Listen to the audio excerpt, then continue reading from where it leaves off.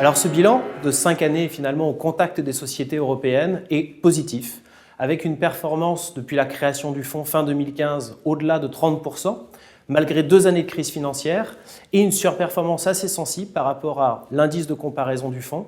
Nos convictions sont renforcées. Tout d'abord sur l'intérêt finalement d'être investi sur la classe d'actifs des petites et moyennes valeurs, et d'autre part sur la pertinence de notre discipline de gestion au contact des sociétés en permanence, en sélectionnant, en nous concentrant finalement sur des sociétés leaders de croissance à forte valeur ajoutée qui sont capables de conquérir des marchés de niche à l'international.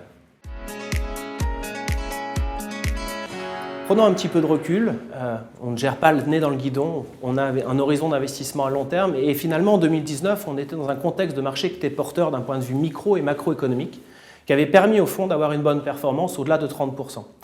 Alors dans ce sens, on n'était pas forcément positionné, pas forcément prêt pour faire face à cette forte aversion au risque qu'on a connue au mois de mars.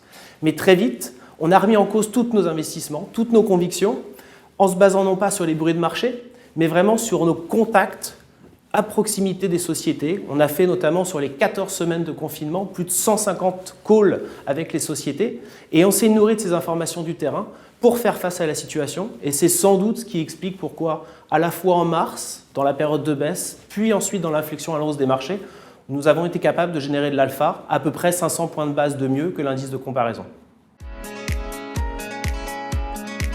De faire abstraction des bruits de marché et de se concentrer sur nos contacts sociétés, là où est la meilleure information, celle du terrain. À partir de là, on a revisité toutes nos convictions d'investissement en challengeant notre opinion.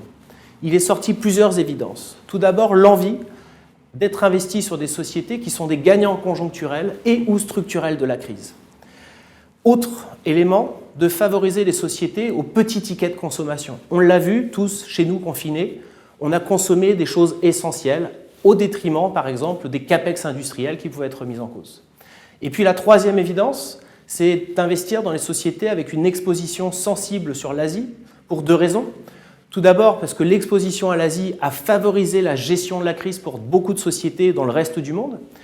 Et l'autre élément, c'est la réouverture de l'économie finalement en amont du reste du monde et donc cette accélération de croissance, celle que nous on capte dans un fonds concentré comme Quadrige Europe. Pas le boule de cristal, mais une expérience de 20 ans et finalement beaucoup d'enseignements de cette crise. Tout d'abord, les actions des banques centrales font que les taux vont rester exceptionnellement bas pendant longtemps. À partir de là, pour générer du rendement, il faut être investi sur les actions. Deuxième leçon, c'est tout simplement le constat des fortes discriminations qu'on a pu observer de performance entre les valeurs. C'est la redistribution des cartes sans doute en faveur de la gestion active, c'est-à-dire en faveur des stock pickers, de ceux qui vont sur le terrain.